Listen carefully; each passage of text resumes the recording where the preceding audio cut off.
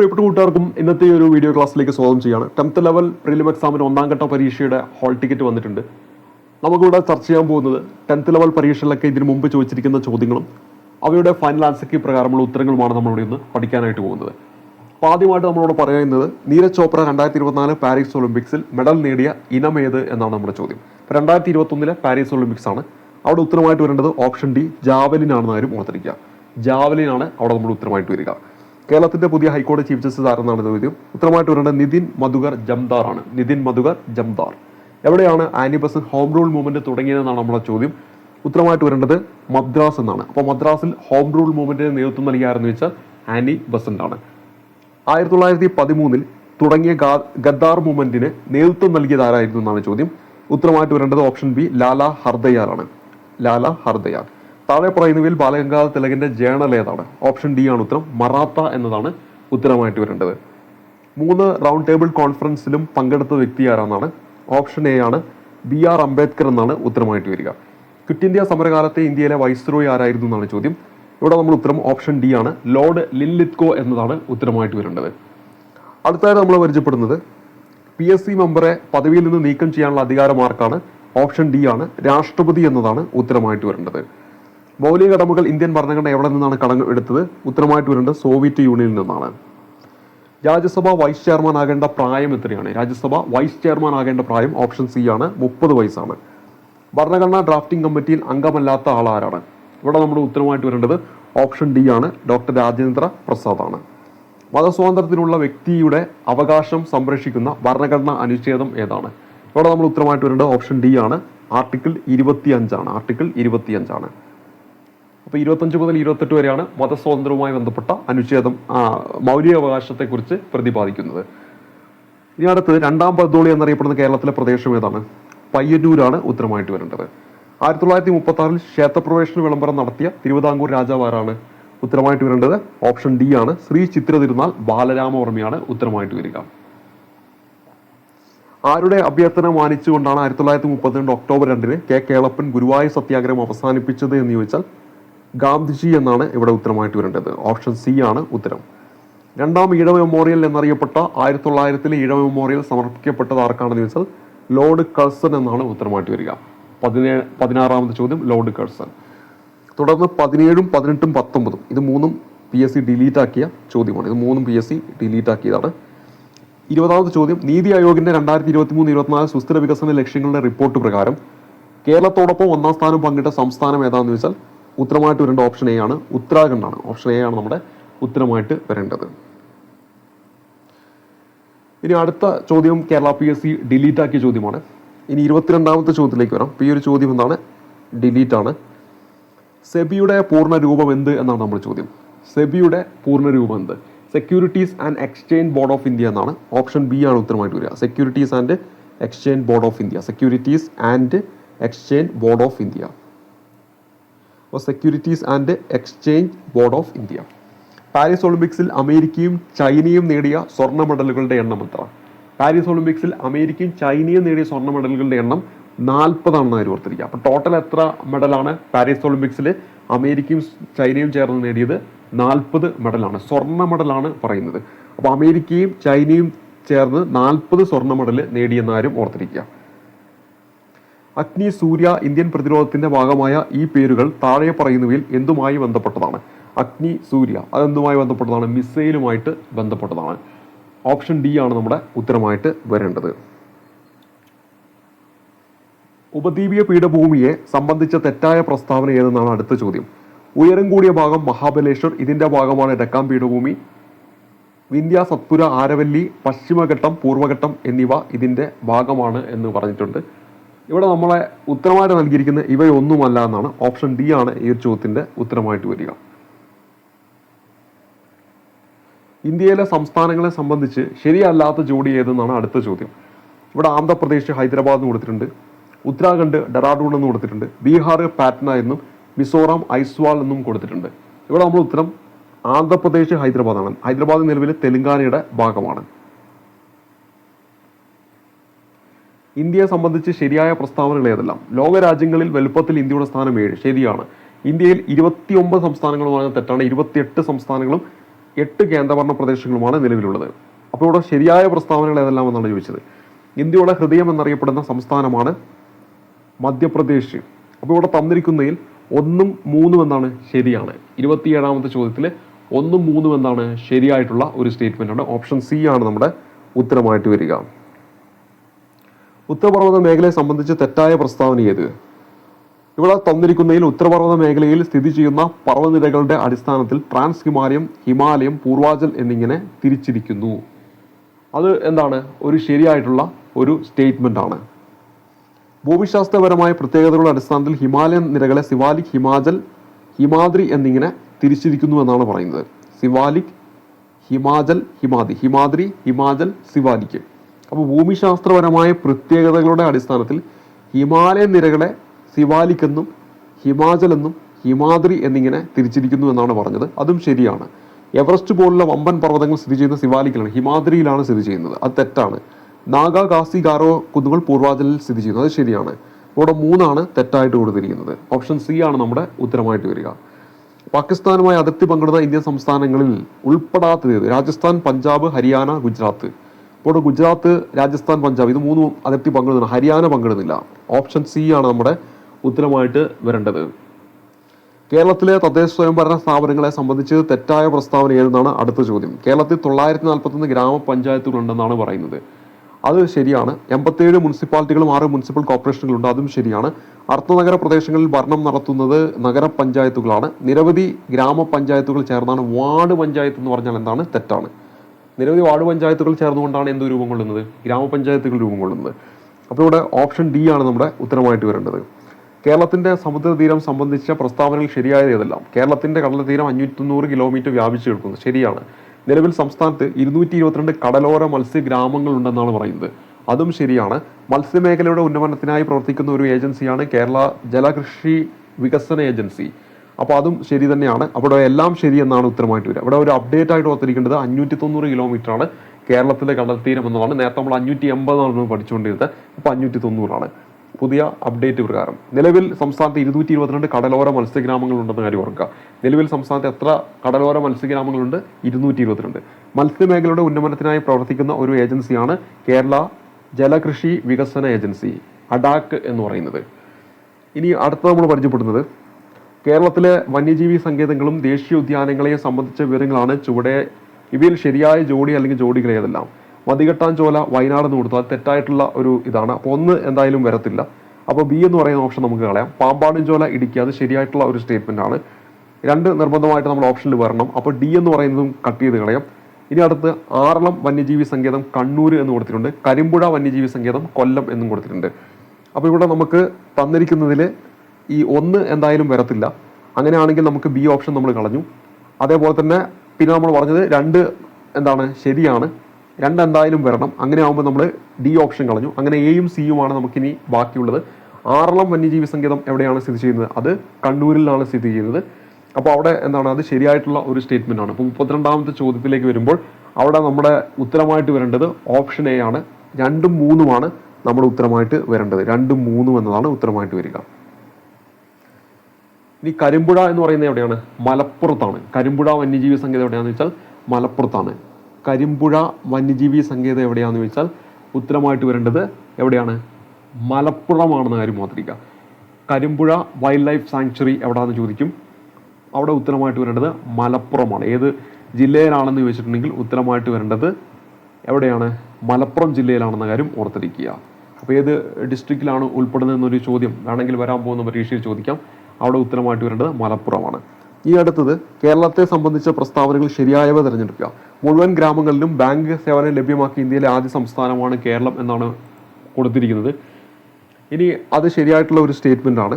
ഇനി അടുത്തത് കായിക വിദ്യാഭ്യാസം പാഠപദ്ധതിയിൽ ഉൾപ്പെടുത്തിയ ആദ്യ ഇന്ത്യൻ സംസ്ഥാനം, അതും ശരിയായിട്ടുള്ള സ്റ്റേറ്റ്മെന്റ് ആണ്. ജനസാന്ദ്രത കൂടിയ ജില്ല മലപ്പുറം, അത് തെറ്റാണ്.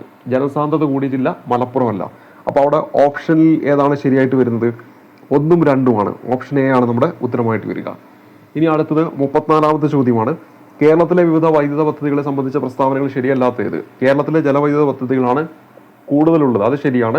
കേരളത്തിലെ വിവിധ വൈദ്യുത സ്രോതസ്സുകളാണ് താപവൈദ്യുതി, ജലവൈദ്യുതി, കാറ്റ്, സൗരവൈദ്യുതി തുടങ്ങിയവ എന്നാണ് കൊടുത്തിരിക്കുന്നത്. അപ്പോൾ അതും എന്താണ് ശരിയായിട്ടുള്ള ഒരു സ്റ്റേറ്റ്മെൻ്റ് ആണ്. തിരമാലയിൽ നിന്ന് വൈദ്യുതി ഉൽപ്പാദിപ്പിക്കുന്ന കേരളത്തിലെ പദ്ധതിയാണ് നീണ്ടക്കര. അത് തെറ്റാണ്. അത് നമ്മൾ വിഴിഞ്ഞെന്നാണ് പഠിക്കുന്നത്. പൂർണ്ണമായും വൈദ്യുതീകരിച്ച സംസ്ഥാനം എന്നറിയപ്പെടുന്നത് കേരളമാണ് എന്നാണ് കൊടുത്തിരിക്കുന്നത്. അത് ശരിയാണ്. അപ്പോൾ ഇവിടെ തന്നിരിക്കുന്നത് സി എന്താണ്? തെറ്റാണ്. നമ്മളോട് ചോദിച്ചിരിക്കുന്നത് തെറ്റായിട്ടുള്ളത് കണ്ടുപിടിക്കാനാണ്. അപ്പോൾ ഓപ്ഷൻ സി ആണ് നമ്മുടെ ഉത്തരമായിട്ട് വരേണ്ടത്. കേരളത്തിലെ ജലാശയങ്ങളെ സംബന്ധിച്ച പ്രസ്താവനകൾ ശരിയായവ കണ്ടെത്തുക എന്നതാണ് നമ്മുടെ അടുത്ത ചോദ്യം തന്നിരിക്കുന്നത്. അഷ്ടമുടി കായൽ കേരളത്തിലെ കായലുകളിലേക്കുള്ള കവാടം എന്നറിയപ്പെടുന്നു. അതെന്താണ്? ശരിയാണ്. ഏറ്റവും വലിയ ശുദ്ധജല തടാകമാണ് ശാസ്താംകോട്ട. ശരി. വേമ്പനാട് കായൽ ആലപ്പുഴ, കോട്ടയം, എറണാകുളം ജില്ലകളായി വ്യാപിച്ചു കിടക്കുന്നു. ശരിയാണ്. എല്ലാം ശരി. 35 ഓപ്ഷൻ ഡി ഉത്തരം. കേരളത്തിലെ നദികളെ സംബന്ധിച്ച് ശരിയായത് ഏതെന്നാണ് അടുത്ത ചോദ്യം. പമ്പാ നദി കിഴക്കോട്ട് ഒഴുകുന്നു എന്ന് പറയുന്നു. അതെന്താണ്? തെറ്റാണ്. പമ്പാ നദി കിഴക്കോട്ട് ഒഴുകുന്ന നദിയാണോ? അല്ല. കിഴക്കോട്ട് ഒഴുകുന്ന 3 നദികളേ ഉള്ളൂ.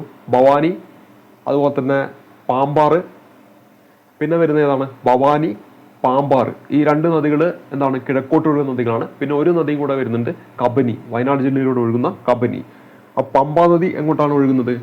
പടിഞ്ഞാറ് ദിശയിലാണ്. അപ്പോൾ അവിടെ തന്നിരിക്കുന്നതിൽ ശരിയായത് കണ്ടെത്താനാണ് പറഞ്ഞത്. അപ്പോൾ ഒന്നും തെറ്റാണെന്ന് നമുക്കറിയാം. ഇനി അടുത്തത് പാമ്പാറ് പടിഞ്ഞാറ്, പാമ്പാറ് കിഴക്കോട്ടാണ്. കുന്തിപ്പുഴ പടിഞ്ഞാറോട്ട് ഒഴുകുന്നു. അത് ശരിയാണ്.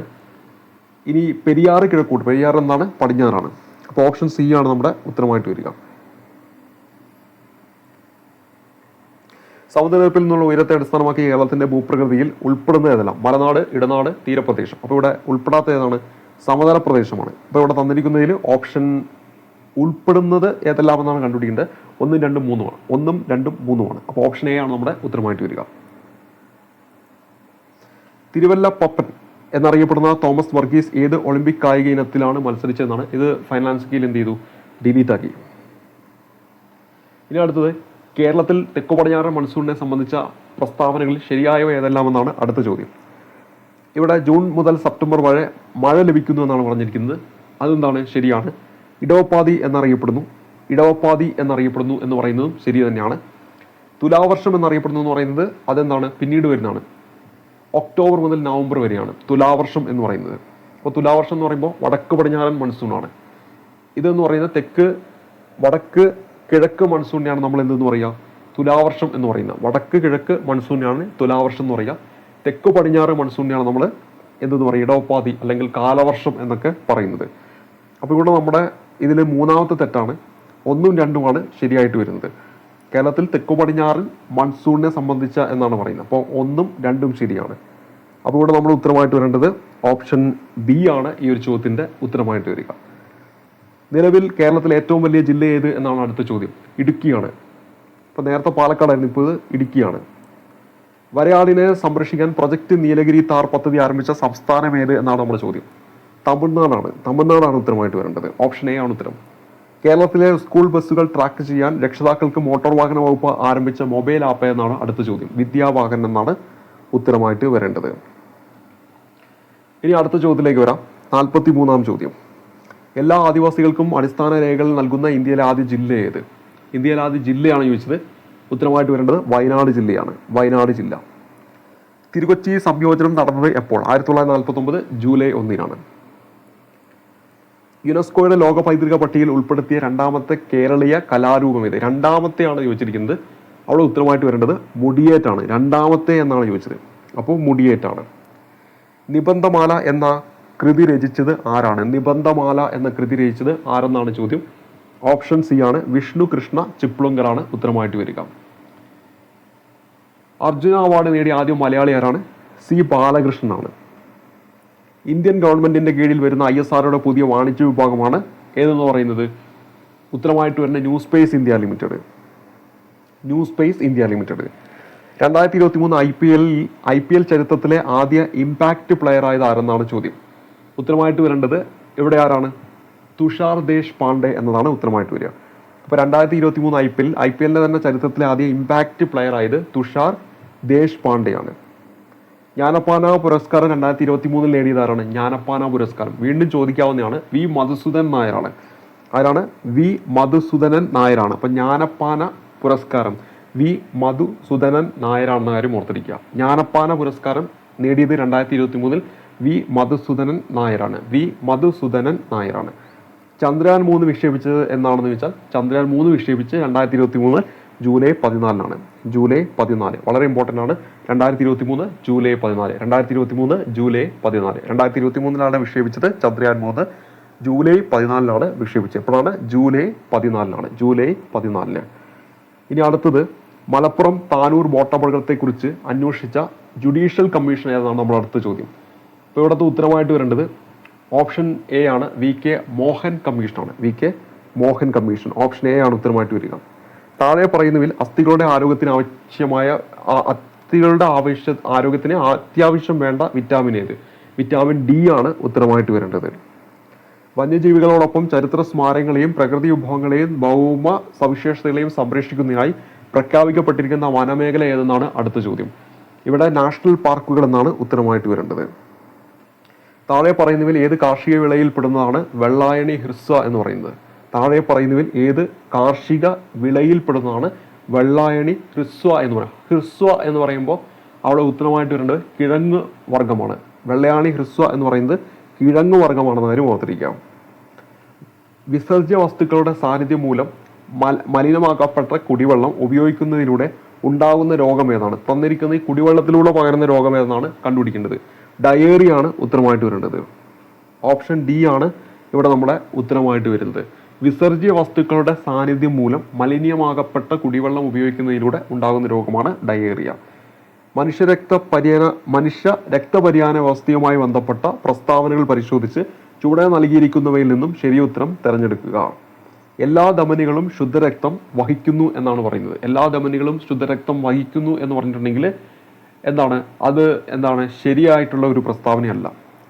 അതേപോലെ തന്നെ എല്ലാ സിരകളും അശുദ്ധ രക്തം വഹിക്കുന്നു എന്ന് പറഞ്ഞാൽ അതും തെറ്റാണ്. നമ്മൾ പഠിച്ചിട്ടുണ്ട് ശ്വാസകോശ ധമനിയും എന്ത് വഹിക്കുന്നു? അശുദ്ധ രക്തം വഹിക്കുന്നു. അതേസമയത്ത് ശ്വാസകോശ സിര എന്ത് ചെയ്യുന്നു? ശുദ്ധരക്തം വഹിക്കുന്നു എന്ന് നമ്മൾ പഠിക്കുന്നുണ്ട്. ഇനി അടുത്തത് കൊറോണറി ധമനി അശുദ്ധ രക്തം വഹിക്കുന്നു എന്നാണ് പറഞ്ഞിരിക്കുന്നത്. കൊറോണറി ധമനി അശുദ്ധ രക്തം വഹിക്കുന്നു, അത് തെറ്റാണ്. ശ്വാസകോശ ധമനി അശുദ്ധ രക്തം വഹിക്കുന്നു, അതാണ് നമ്മളിപ്പോൾ പറഞ്ഞത്. അപ്പോൾ അത് ശരിയാണ്. അപ്പോൾ ഇവിടെ പ്രസ്താവന 4 ആണ് ഇവിടെ ശരി എന്ന് പറയുന്നത്. പ്രസ്താവന 4 ആണ് ശരി. പ്രസ്താവന ഏതാണ് ശരി?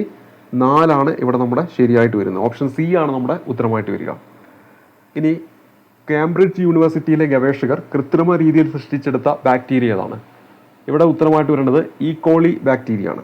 ഓപ്ഷൻ D ആണ്. കമ്പ്യൂട്ടറുകളെ ചിന്തകൾ കൊണ്ട് നിയന്ത്രിക്കുന്നതിനായി മനുഷ്യ മസ്തിഷ്കത്തിൽ വയർലെസ് ചിപ്പ് സ്ഥാപിച്ച് പരീക്ഷണം നടത്തുന്ന ഇലോൺ മസ്കിന്റെ കമ്പനി ഏതാണ്? ഇവിടെ നമ്മുടെ ഉത്തരമായിട്ട് വരേണ്ടത് ഓപ്ഷൻ ഏതാണെന്ന് വെച്ചാൽ ഓപ്ഷൻ D ആണ്. ന്യൂറാലിങ്ക് കോർപ്പറേഷൻ ആണ്. ഓപ്ഷൻ D ആണ് ഉത്തരം. ആറ്റത്തിലെ ഏത് കണത്തിന്റെ സാന്നിധ്യമാണ് JJ തോംസൺ കണ്ടെത്തിയത്? JJ തോംസൺ കണ്ടുപിടിച്ചത് ഇലക്ട്രോൺ ആണ്. ഓപ്ഷൻ B ആണ്. തന്നിരിക്കുന്നവയിൽ ക്രിസ്റ്റലാകൃതി ഇല്ലാത്ത കാർബണിന്റെ രൂപാന്തരം ഏത്? തന്നിരിക്കുന്നവയിൽ ക്രിസ്റ്റലാകൃതി ഇല്ലാത്ത കാർബണിന്റെ രൂപാന്തരം ഏത്? ഇവിടെ നമ്മൾ ഉത്തരമായിട്ട് വരേണ്ട ഏതാണ്? കൽക്കരിയാണ്. ഒരു ലോകധാതുവിനെ അയിരായി പരിഗണിക്കുന്നതിന് അതിനുണ്ടായിരിക്കേണ്ട സവിശേഷതകളെ കുറിച്ച് കൊടുത്തിട്ടുള്ള പ്രസ്താവനകളിൽ ശരിയായ പ്രസ്താവന അല്ലെങ്കിൽ പ്രസ്താവനകൾ ഏതാണ്? എല്ലാ ധാതുക്കളും അയിരുകളാണ്. എല്ലാ ധാതുക്കളും അയിരുകളാണെന്ന് പറഞ്ഞാൽ എന്താണ്? അത് തെറ്റാണ്. ലോകത്തിന്റെ അംശം കൂടുതലുണ്ടായിരിക്കും. ഒരു അയിര് എന്ന് പറയുമ്പോൾ ലോകത്തിന്റെ അംശം കൂടുതലുണ്ടായിരിക്കും, അത് ശരിയാണ്. എളുപ്പത്തിലും ചെലവ് കുറഞ്ഞ രീതിയിലും ലോകം വേർതിരിച്ചെടുക്കാവുന്നതാക്കണം. അപ്പോൾ ഒരു അയിര് എന്ന് പറഞ്ഞാൽ അതും എന്താണ്? ശരിയാണ്. എല്ലാ ധാതുക്കളും അയിരുകളാണെന്ന് പറഞ്ഞാൽ തെറ്റാണ്. എല്ലാ അയിരുകളും എന്താണ്? ധാതുക്കളാണ്. അപ്പോൾ ഇവിടെ തന്നിരിക്കുന്നതിൽ 2, 3 ഓപ്ഷൻ D ആണ് നമ്മുടെ ഉത്തരമായിട്ട് വരേണ്ടത്. ഇനി അടുത്തത് ജനറേറ്ററിൽ നടക്കുന്ന ഊർജ്ജ പരിവർത്തനം ഏതെന്നാണ് അടുത്ത ചോദ്യം. യാന്ത്രികോർജ്ജം എന്താണ്? വൈദ്യുതോർജ്ജമാവുകയാണ് ചെയ്യുന്നത്. ശ്രവണബോധം ഉളവാക്കാൻ കഴിയുന്ന ഊർജ്ജ രൂപമാണ് ശബ്ദം. ശബ്ദത്തെ സംബന്ധിച്ച് തന്നിരിക്കുന്ന പ്രസ്താവനകളിൽ ശരിയായ പ്രസ്താവന അല്ലെങ്കിൽ പ്രസ്താവനകൾ ഏത് എന്നാണ് നമ്മുടെ ചോദ്യം. വസ്തുക്കളുടെ കമ്പനം മൂലമാണ് ശബ്ദം ഉണ്ടാകുന്നതെന്ന് പറഞ്ഞാൽ ശരിയാണ്. ശബ്ദത്തിന് സഞ്ചരിക്കാൻ മാധ്യമം ആവശ്യമാണെന്ന് പറഞ്ഞാൽ ശരിയാണ്. മനുഷ്യരുടെ ശ്രവണപരിധി 20 ഹെർട്സ് മുതൽ 20,000 ഹെർട്സ് വരെയാണ്, അത് തെറ്റായിട്ടുള്ള ഒരു സ്റ്റേറ്റ്മെന്റ് ആണ്. ഇനി അടുത്തത് ഇവിടെ തന്നിരിക്കുന്നതിൽ 1ഉം 2ഉം എന്താണ്? ശരിയാണ്. അപ്പോൾ 1ഉം 2ഉം ഇവിടെ എന്താണ്? ശരിയാണെന്ന കാര്യം ഓർത്തിരിക്കുക. അപ്പോൾ ഇവിടെ വേണ്ട 20 ഹെർട്സ് മുതൽ 20,000 കിലോ ഹെർട്സ് എന്നാണ്, 20,000 ഹെർട്സ് എന്നാണ്, അല്ലെങ്കിൽ എന്താണ് 20 കിലോ ഹെർട്സ് എന്നാണ് വരേണ്ടത്. അപ്പോൾ ആ ഒരു രീതിയിലാണ് അവിടെ ഓർത്തിരിക്കേണ്ടത്. ഇനി അടുത്തായിട്ട് നമ്മൾ പരിചയപ്പെടുന്നത് കേരള ഗവൺമെൻറ്റിൻ്റെ ഡ്രൈവിംഗ് ലൈസൻസ് സേവനങ്ങൾക്ക് വേണ്ടിയുള്ള സോഫ്റ്റ്വെയർ ഏതെന്നാണ്. വരാൻ പോകുന്ന പരീക്ഷയിൽ വീണ്ടും ചോദിക്കാവുന്ന ഒരു ചോദ്യമാണ്. കേരള ഗവൺമെൻറ്റിൻ്റെ ഡ്രൈവിംഗ് ലൈസൻസ് സേവനങ്ങൾക്ക് വേണ്ടിയുള്ള സോഫ്റ്റ്വെയർ ഏതാണെന്ന് വെച്ചാൽ സാരഥി എന്നാണ് ഉത്തരമായിട്ട് വരേണ്ടത്. ഇനി അടുത്തത്, ഏത് മേഖലയിലുള്ളവർക്കാണ് രാഷ്ട്രീയ വിജ്ഞാൻ പുരസ്കാരം നൽകപ്പെടുന്നത്? ശാസ്ത്രജ്ഞർക്കാണ് നൽകുന്നത്. Option B.